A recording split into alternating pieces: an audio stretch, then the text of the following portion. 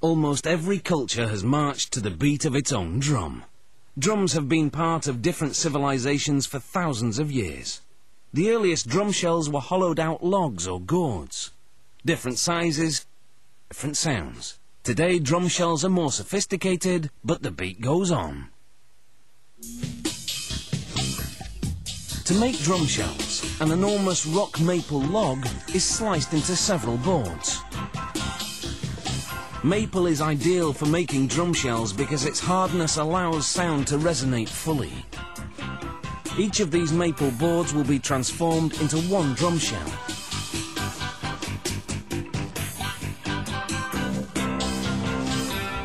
The boards are fed to a rip saw, which cuts them to the correct width. This varies depending on the size of drum being made.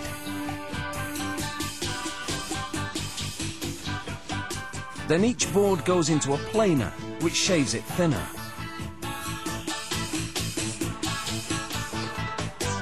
The board is aligned with markings on a saw table. This positions the board to be cut to the correct length. A radial arm saw does the job neatly. Now, each board is sized up in preparation for tapering. They're placed at an angle in a jig. Then the end is moved against a router to taper it. It takes a few passes to get it just right. The taper needs to be about 15 centimeters long. The other end of the board is thinned to the same dimension. These tapered ends will make it easier to bend the wood into a drum shape later. They also act as scarf joints, which will fasten the ends of the boards together when it's bent round.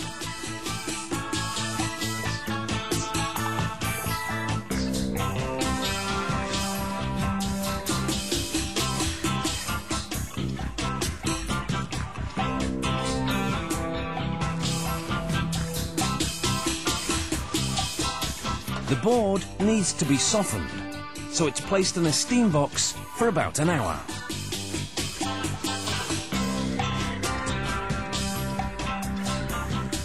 It's now pliable enough to wind around a hot cylindrical steel banding secures the board to the bending form, where it will spend 10 to 15 minutes.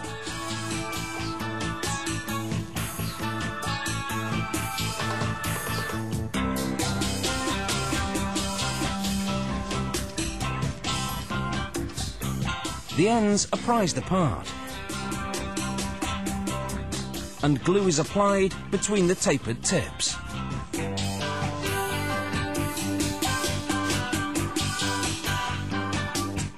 Then the shim that was holding the ends apart is removed so they stick together.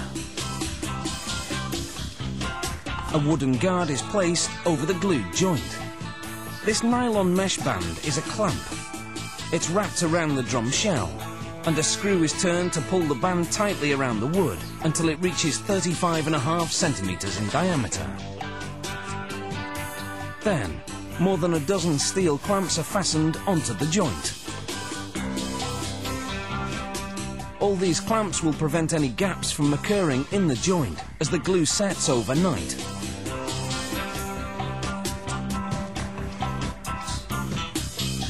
With the joint sealed, the drum shell now spins, while a cutter shaves down the edges to make it a true round shell.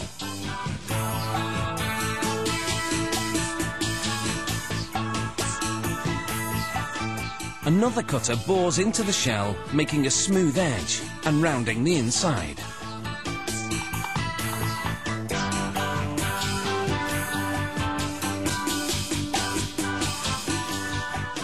The drum shell is turned around so it can be cut from another angle.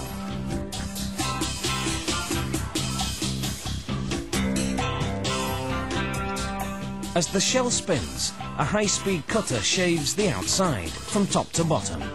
This makes the surface very smooth.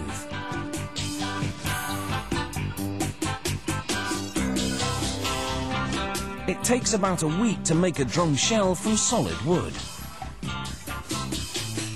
And it will be able to stand up to a real beating.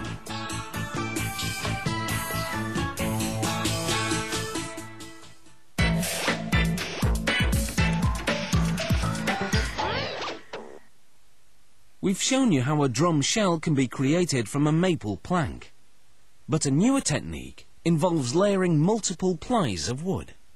This process is called laminating, and you can hear the difference. There's more than one way to beat a drum, and there's more than one way to make one.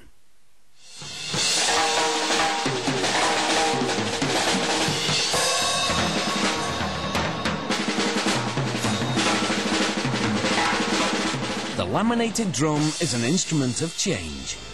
Its sound is crisper than a drum crafted from a single piece of wood.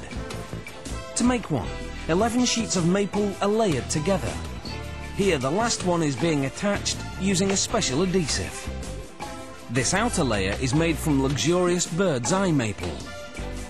Rollers press all the layers together to ensure they stick without any gaps. A cut is made through the overlap to create a perfect seam.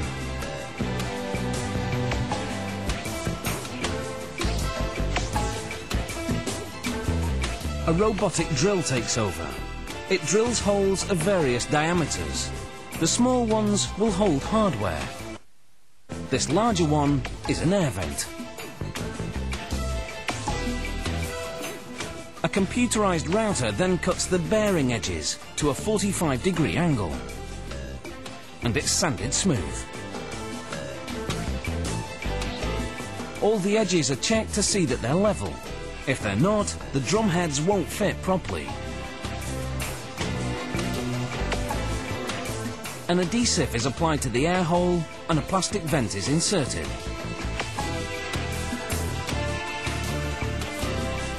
Next, brackets called lugs are inserted into the other holes and screwed in. There are 10 lugs spaced 36 degrees apart. They hold the rods that will attach the heads to and also enable the drummer to adjust the tension on the heads. A lever is attached to control wires called snares that will be strung across the bottom head. It's called a snare strainer. Then a plastic drum head is fitted over the bottom of the shell. The counter hoop goes on next. It has small tabs which are aligned with each lug. Tension rods are slid into the holes in the tabs. Using a drum key, the head is tightened to an even tension across the shell.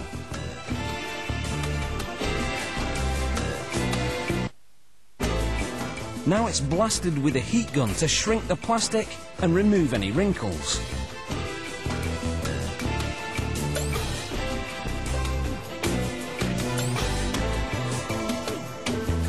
Another plastic head is placed on the top bearing edge.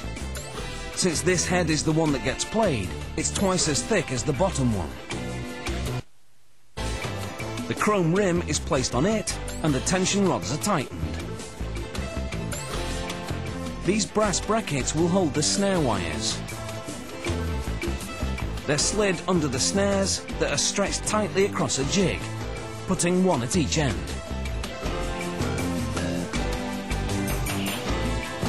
The length is measured, then the snare wires are soldered to the brackets. The wire is snipped on both ends, and each wire is unlocked from the holding device. When the snares are removed, they're held together by the brackets.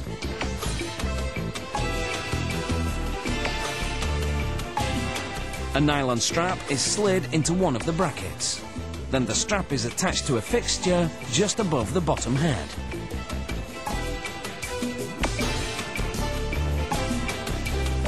The other end of the snare is attached to the strainer, the lever that will apply tension and release it, controlling its distinctive buzz.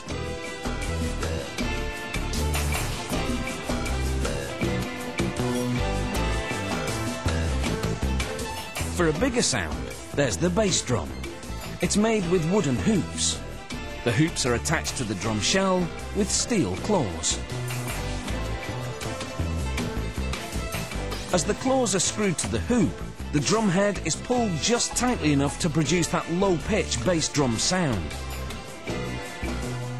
A sound production indeed.